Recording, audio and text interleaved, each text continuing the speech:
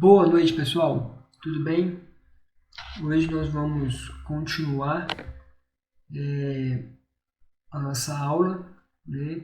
E já vamos entrar aqui, né, para o método direto e indireto, tá?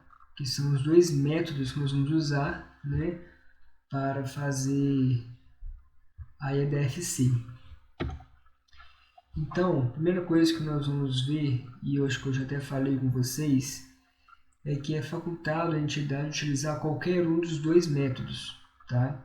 Então a empresa pode escolher tanto o método direto como o método indireto. A principal diferença entre os dois métodos vai se limitar à apresentação do fluxo de caixa das atividades operacionais, tá? Então, a atividade operacional que vai diferenciar entre os dois métodos. A atividade de investimento e a atividade de financiamento, elas vão ser iguais, entendeu? Então, assim, a mesma coisa que você fizer no método direto é a mesma coisa que você vai fazer no método indireto, ok? Então, né, o método direto, ele vai fazer o quê? Ele vai ser feito de uma forma simples, né? Ele vai apurar e informar as entradas e saídas de caixa das atividades operacionais, tá? Como eu falei, de forma simples, pois ele vai pegar a movimentação como se fosse movimentação diária da empresa, né? Realmente o que entrou e o que saiu de dinheiro, né? Como se fosse um controle, né, do caixa pessoal dela, tá?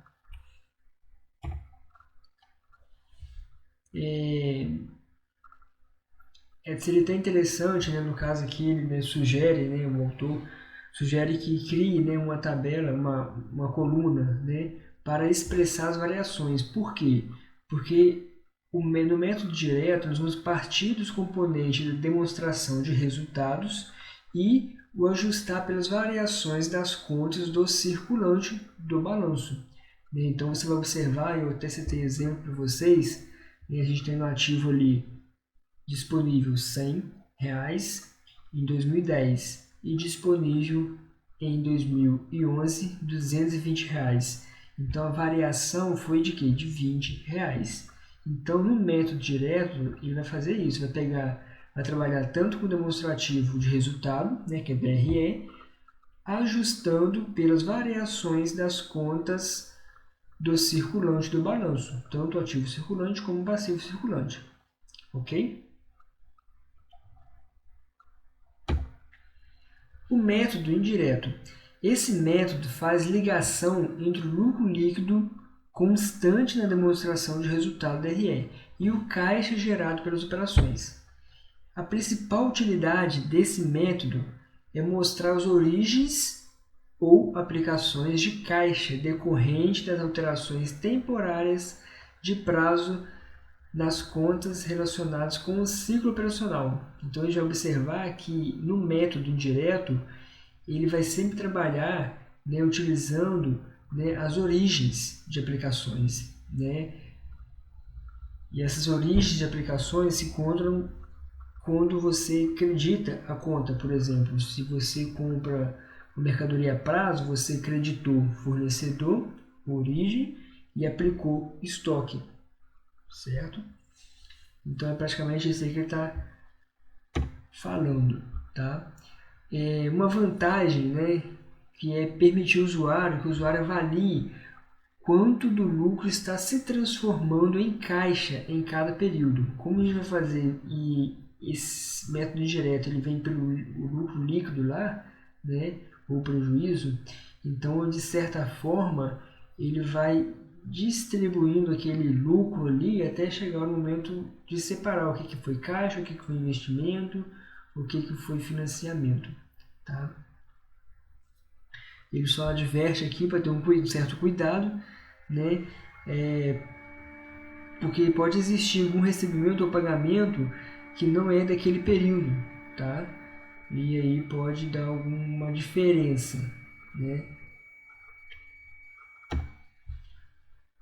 Bom, o método direto do caixa gerado pelas atividades profissionais é uma continuação da sequência utilizada na DOAR. Então, assim, nós vamos acompanhar e ver que muitas empresas, né, que estão obrigadas ao envio da DFC, né, em outros países, são empresas que já faziam a doar antes.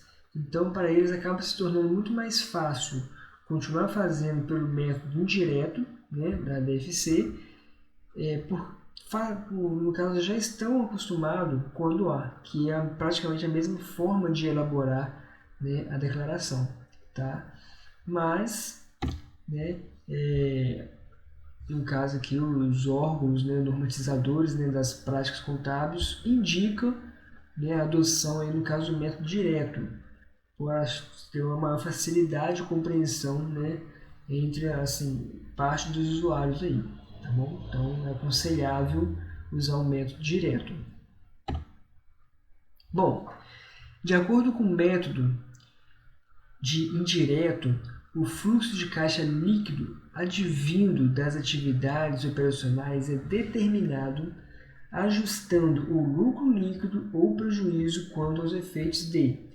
Então, nós vamos ajustar, né, como nós dizemos já anteriormente, vamos ajustar esse lucro líquido ou prejuízo da seguinte forma: com variações ocorridas no período dos estoques e nas contas operacionais a receber e a pagar.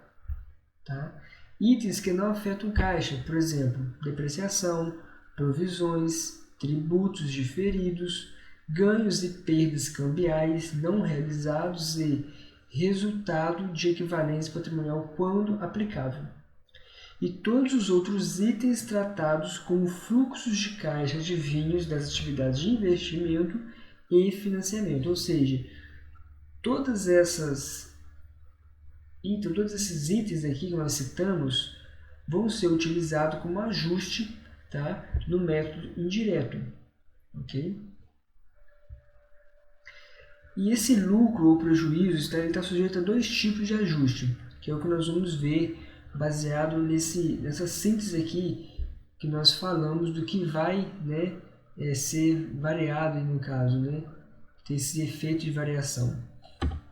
Então nós temos o primeiro ajuste decorrente de receitas e despesas que não têm efeito no caixa e não pertencem às atividades operacionais. Por exemplo, nós citamos anteriormente, né, a despesa com depreciação, né? Ela vai, no caso aqui, essa despesa com depreciação, ela está em uma conta redutora, né, de ativo, e ela vai entrar aqui somando, tá, no ajuste, né, do método indireto. O resultado positivo de equivalência patrimonial, quando se trata de ganho, né, ao mesmo tempo que aumenta o lucro, mas ele não aumenta o caixa. Então, ele vai ser subtraído do lucro líquido. Tá? Se ele for o contrário, se ele for negativo, né, se essa equivalência patrimonial for negativa, né, que for uma perda, ele deve ser somado, tá? Somado ao lucro líquido. O ganho na venda à vista de ativos não circulantes aumenta o lucro da entidade e o caixa. Porém, como não pertence às atividades operacionais, deve ser subtraído do lucro líquido. Então, assim, como é a venda de um bem, né, um investimento de imobilizado, e ele não é uma atividade operacional da empresa, nesse caso aqui, tá, ele vai, como não pertence à atividade operacional, vai ser subtraído do lucro líquido. Então, ele vai entrar aqui como diminuindo, tá, no método indireto. Bom, essa aqui foi a primeira forma de ajuste, tá? Que é pegando essas contas que não tem, né, variação no caixa, tá? Conforme nós citamos. Esse é o primeiro ajuste que temos que fazer no método indireto.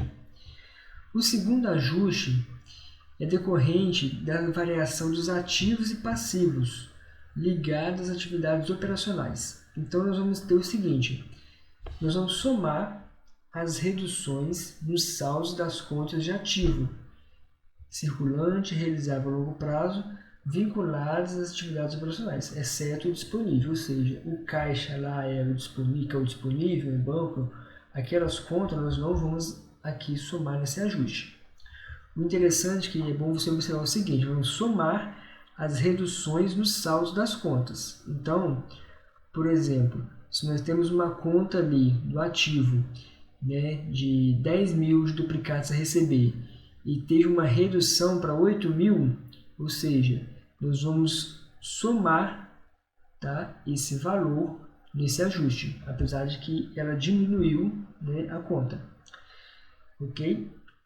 Quando ela acrescentar, tá, ou seja, quando for uma aplicação, nós vamos subtrair, tá, esse valor das contas do ativo. Ok? Então, por exemplo, tinha lá 10.000 de duplicados a receber. Aumentou para 15.000 de duplicados a receber. Ou seja, esse acréscimo acrescentou, certo? Aumentou o meu ativo ali. Então, esse acréscimo eu vou subtrair. Ou seja, quando aumenta, né, o meu ativo, eu vou subtrair. Quando diminui do meu ativo, eu vou somar. No passivo, vai funcionar da seguinte forma: eu vou somar os acréscimos nos saldos das contas do passivo. Ou seja, se eu tive um acréscimo na conta do passivo, eu vou somar. Se eu tive uma redução, eu vou subtrair. Tá? E aqui é a estrutura do método direto, né, que nós vamos trabalhar. Tá? Então, assim, quando formos elaborar, né, o método direto, nós vamos usar essa estrutura aqui. Então, nós vamos ter, né, o recebimento de clientes, que vamos estar somando, o recebimento de juros e dividendos, que vamos estar somando, outros recebimentos provenientes das operações, né, das atividades operacionais aí, vamos estar somando. Quando se tratar de pagamentos, que no caso vamos lá trabalhar com passivo agora, nós vamos estar diminuindo pagamento de fornecedores, por exemplo, pagamento de salários e outros encargos sociais, pagamentos de despesas operacionais antecipadas, outros pagamentos decorrentes das operações. Tá? Igual caixa líquido. Esse caixa líquido vai ser gerado quando positivo e vai ser consumido quando negativo. Tá bom? Então, isso aqui nós vamos pegar um pouco mais a prática, né? Eu vou começar uma prática com vocês, né? Para poder estar treinando isso aqui, vocês vão entender melhor como vai funcionar isso aqui, tá bom? Fluxo de caixa das atividades de investimento.